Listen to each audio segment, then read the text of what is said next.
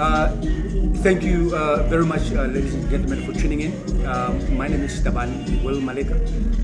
We are here on Business Window Magazine podcast, on your favorite show, Business Briefing 101.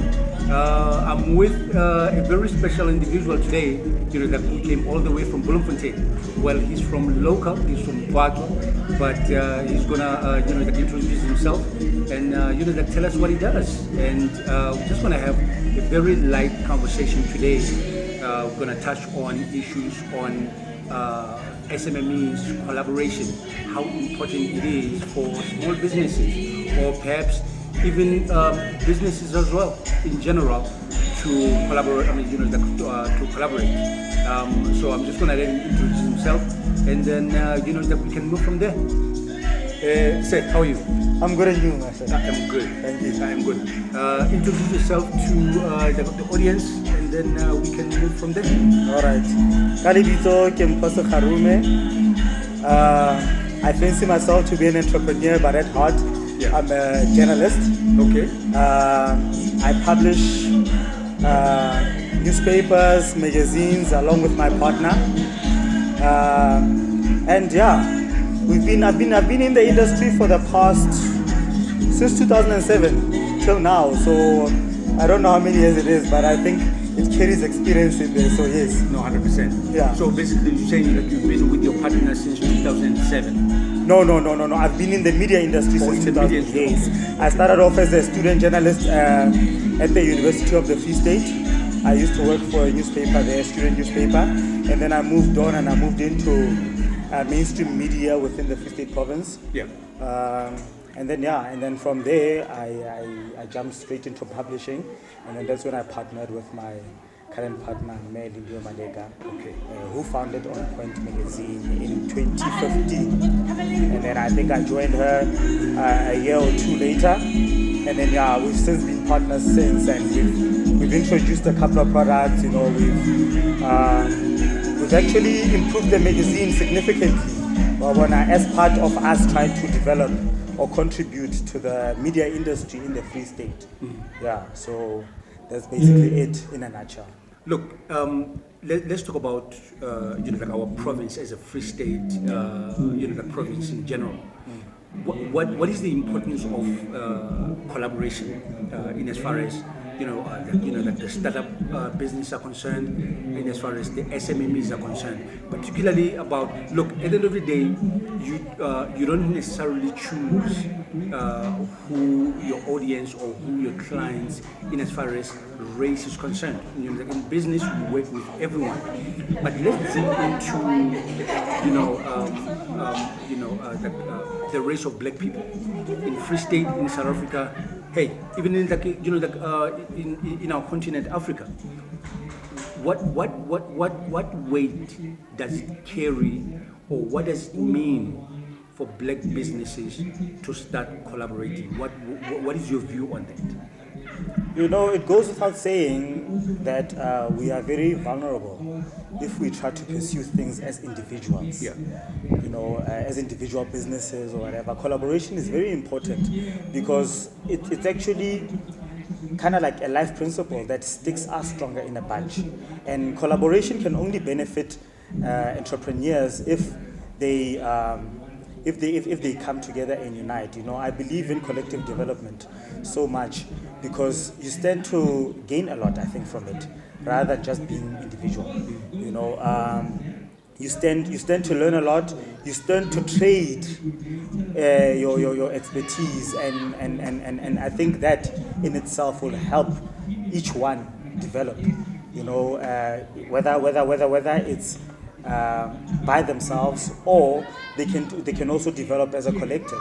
So collective development for me is quite important, and I believe it is the only way that us as black entrepreneurs and people who would like to inspire other people to come into entrepreneurship, it's the only way to actually bring them in and actually pass on the knowledge, maybe, or even bounce it amongst ourselves. So it's very important. It is needed, and it will create more stability within the Free State entrepreneurship space, within the Free State media space as well. yeah, and I think Yeah. it's needed as an SAP. SAP. Yeah. But look, let me put my question in this way. As good the ideas that people have, they mostly talk along the lines of, I mean, like like you touched on the importance of, the collaboration. But many people are happy to start up, like their own businesses and run those businesses as sole proprietors, as individuals. How has your observation been within the media space, that for people to particularly talk about their ideas and then actually come together as different entities and actually, create synergy and, that move forward and maximize on what collaboration, actually means. So, in principle, how has your observation been? Are we able to unite as black people in business? How has your observation been in as far as that is concerned? Well, there's been various attempts, to unify black businesses and within the media space, that is. Whether that has succeeded or not, I don't know. But what I can tell you is that we are far from achieving that objective. What is needed for us to be able to collaborate and cooperate amongst ourselves is we need the understanding that there's no right or wrong, maybe. We all have different ideas, and all those ideas put together, they can actually create something, you understand? There's no wrong, there's no right. Maybe a bit of your idea and a bit of my idea put together, they can create something more significant. So my observation is, yes, people want to talk about it, but putting it into practice has been quite a challenge. Maybe because there's been a clash of egos, a clash of ambitions, but like I said, we need to learn how to compromise, maybe, to a certain extent. We need to understand that you cannot be the master of all trades. There's a saying, I think that goes, you can be a jack of all trades, but a master of none. So you might want to dabble into everything, thinking that you know it all, and then you ultimately fail at everything. You understand? Instead of actually allowing other people to contribute and actually enhance your thought, enhance your feelings, and enhance your outlook on what business is supposed to be. So my observation is that we still got a long way to go. My plea would be that let's compromise. Let's try find each other. Let's find that gray area. We have different business principles. We have different ideals, but let's compromise a piece of ourselves and actually try to form something that can unify us and make us stronger together. Like I said, sticks are stronger in a bunch. Let's see how far we can go. I think we stand to not lose at all. Yeah. You understand? We stand to actually gain more by collaborating rather than just standing alone and actually trying to flourish as a business to no avail. Do you think maybe, like as black people, we are operating from a space of lack? What I mean is, you have an idea, I have an idea, and then we come together. But that along the lines, something is going to happen. Once our, say maybe like we have started a business together. Once in a year or two, our business, starts making money, there starts, I don't know, like jealousy, there starts, like internal sabotage. What causes that? And do you think that element is predominantly, existent amongst us as black people? Are we not able to unite in the true sense of the word? I don't want to single us out as blacks, as the people who actually do all these things. Obviously these things happen based on a lack of principle, and it actually hinges on a person's character. Yeah. So you can find greed everywhere, in every race. You can find unprincipled individuals in every race. But the thing is, what we need maybe as people, as individuals, whether black or white or whatever, but in this context, black people, we need to be disciplined enough that, listen, obviously, if we are going to collaborate, we have to establish a structure. Within that structure, we have to operate according to set premises and set rules, if I may say. We need to understand these rules and actually adhere to them. And once you adhere to those rules, like for example, if we go into a partnership, but obviously, you know, an uneven split, let's say a 70-30 type of thing, you must understand your role within that collaboration. You must understand what is expected of you, and you must also understand how the outcomes of that collaboration will actually impact you, or how much you will be gaining out of it. You understand? So a basic understanding of what your role is and what is expected of you and what you will gain from this is simple, because it's there, it's written, you are in agreement, and just adhere to it.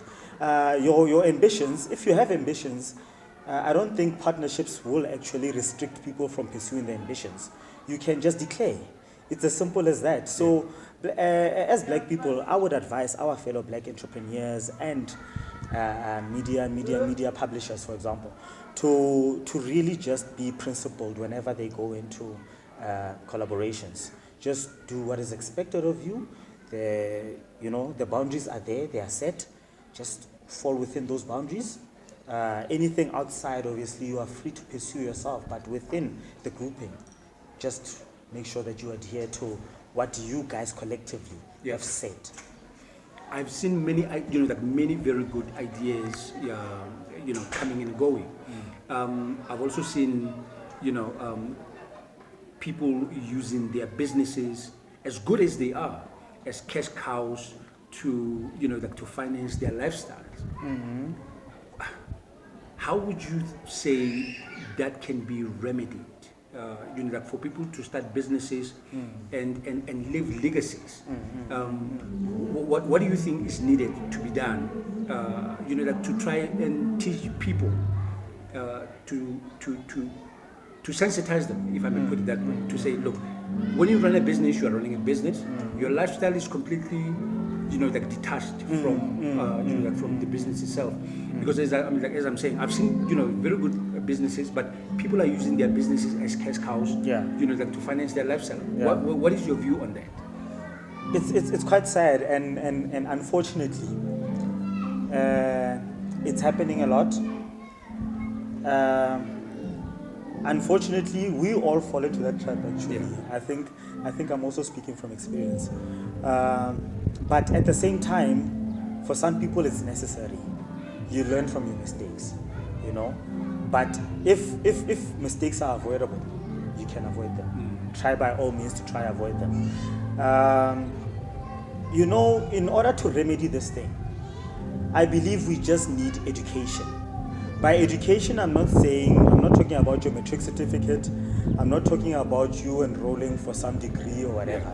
You understand? That is education, fine. But try to educate yourself. Try to educate yourself. Try to educate yourself in the business sense, in the financial sense. Understand finances and understand your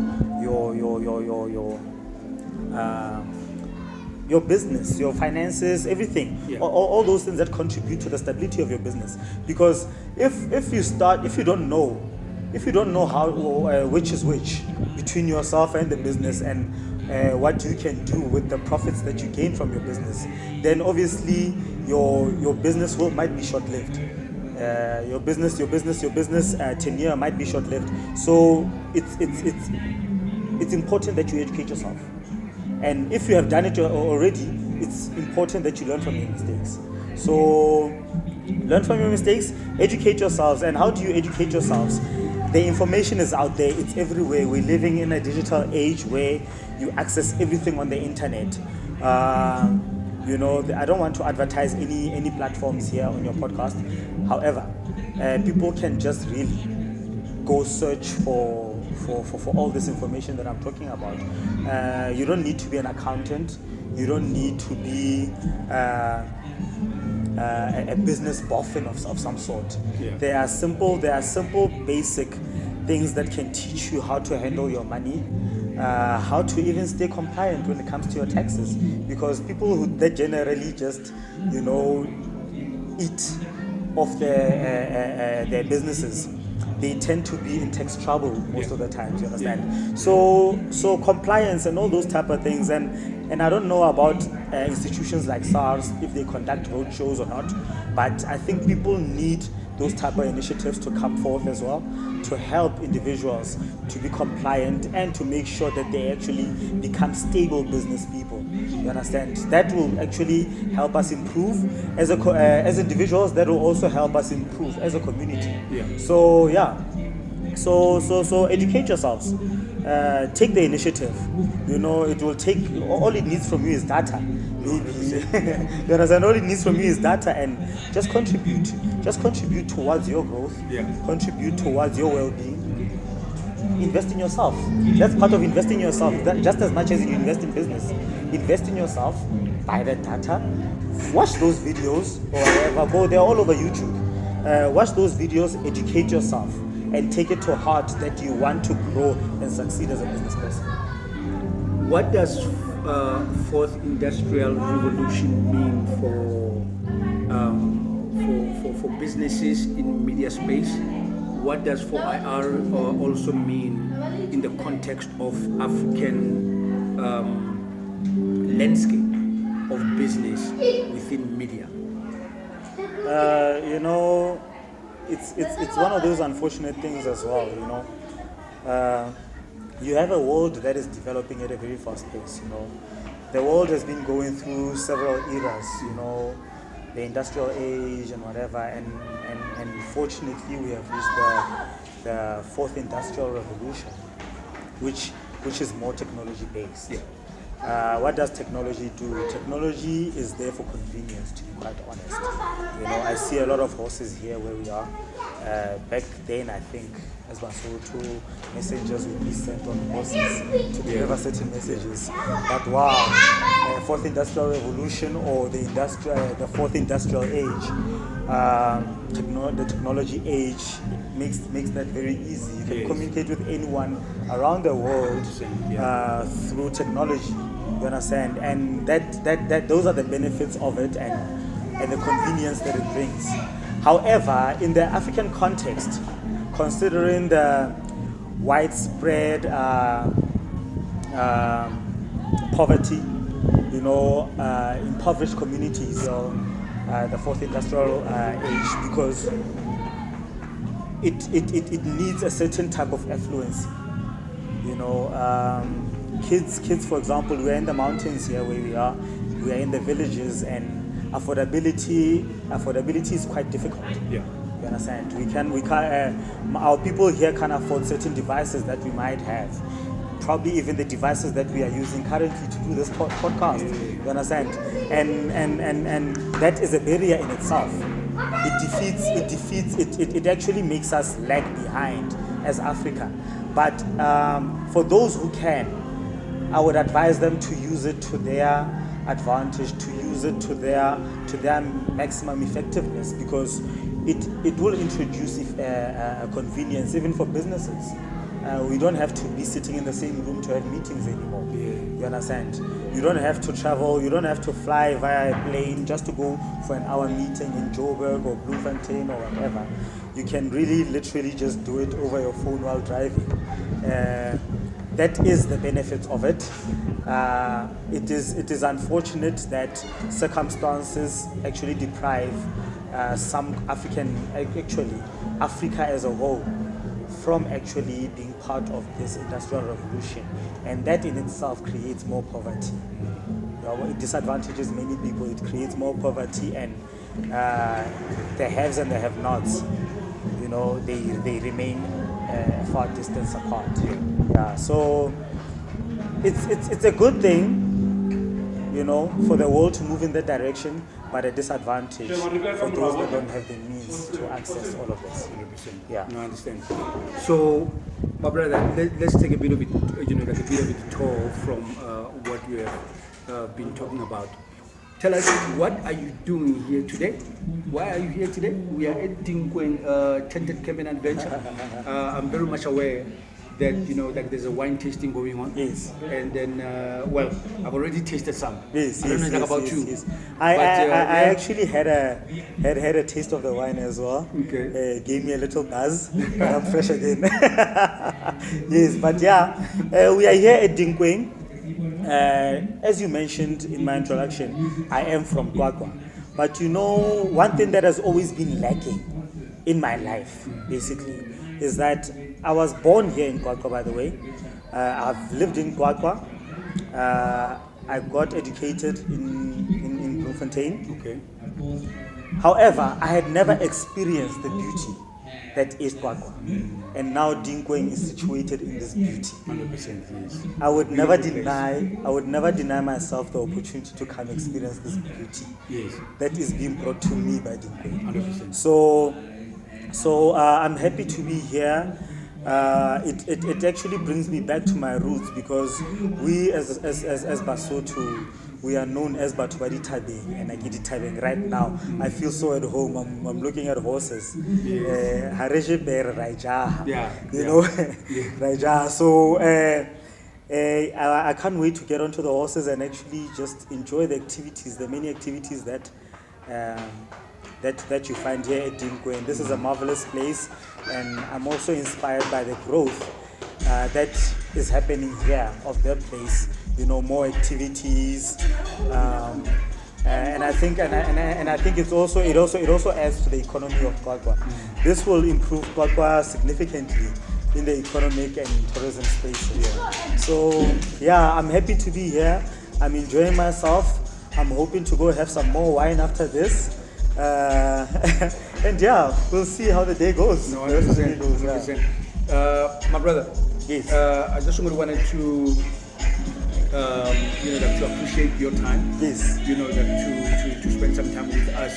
Here at Business Window Magazine podcast, and just wanted to gift you with one of our copies that has got Dinkoeng, the back cover, and as you can see, well, the magazine right now is actually called Business Window Magazine, but this is our 2019 copy that I'm actually giving to Ndate here.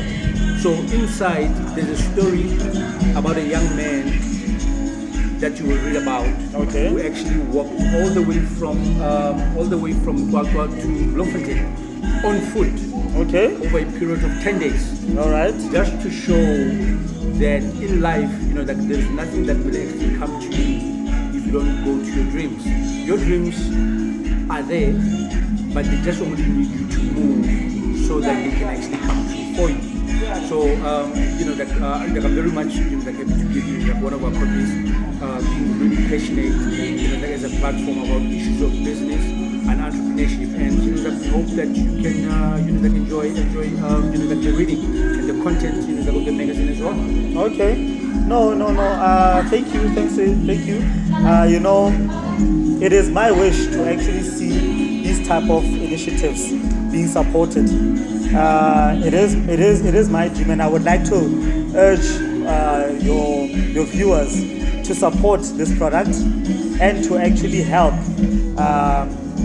this product flourish in its environment. This is created for them.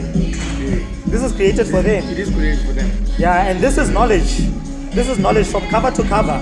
Whatever reading is important. So this is knowledge. It will help you. It will improve you. It will also help you grow. So I would like to encourage them to support this product and support your business to grow as an entrepreneur. And I wish you all the best. Thank you very much, my brother. It's all the way from Bloemfontein. And then, as I said, my name is Tabani Will Malika, here on your favorite podcast, Business Window Magazine platform, on your show, Business Briefing 101. We are here, with Tented Cabin Adventure. We're still going to have more, we're still going to have more fun. So stay tuned in. Until next time. Cheers. Well,